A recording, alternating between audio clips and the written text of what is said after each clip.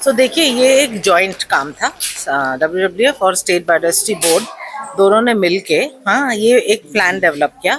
क्योंकि इन एक जैसे मैडम के जब प्रेजेंटेशन हुआ था तो उन्होंने बोला था कि ग्लोबली, हाँ, एक ग्लोबल प्लान फॉर बायोडाइवर्सिटी, जिसको हम Kunming Montreal global biodiversity framework बोलते हैं, वो 10 ईयर फ्रेमवर्क है, वो बना है। उसको देख के इंडिया ने भी अपना national biodiversity strategy and action plan बनाया है। ठीक है ना।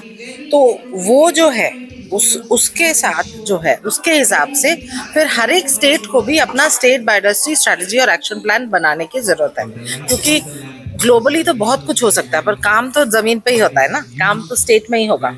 और आपका स्टेट में इतना रिचनेस है, हाँ, इतना ज़्यादा बायोडाइवर्सिटी है।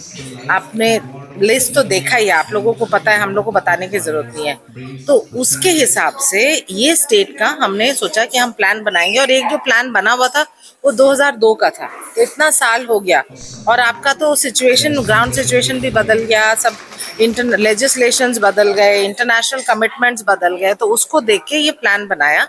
It is a people's plan. क्योंकि हमने इसमें 26 डिस्ट्रिक्ट, उस समय 26 डिस्ट्रिक्ट थे, तो हमने उसमें 26 डिस्ट्रिक्ट में जाके डिस्ट्रिक्ट कंसल्टेशंस किया।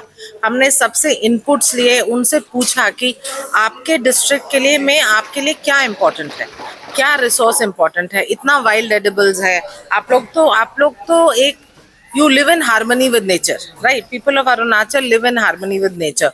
पर वो जो हार्मनी है उसको कैसे हम और आगे लेके चले, और किस तरह से हमारे इस स्टेट का प्रोग्रेस भी हो बट कॉन्जर्वेशन भी हो। नहीं, क्योंकि आप लोग तो दिल्ली जैसा पोल्यूटेड एयर नहीं चाहिए ना आपको।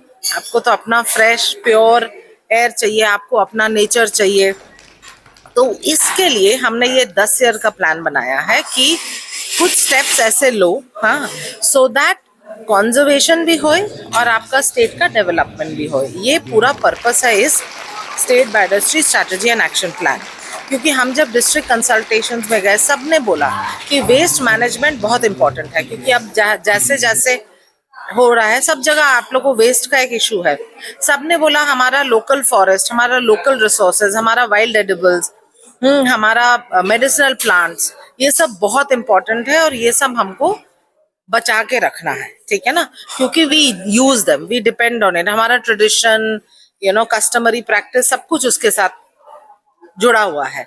तो इसीलिए लोगों का जो सुझाव है उस सब को लेके हमने ये प्लान बनाया है। इसीलिए this is a people's plan.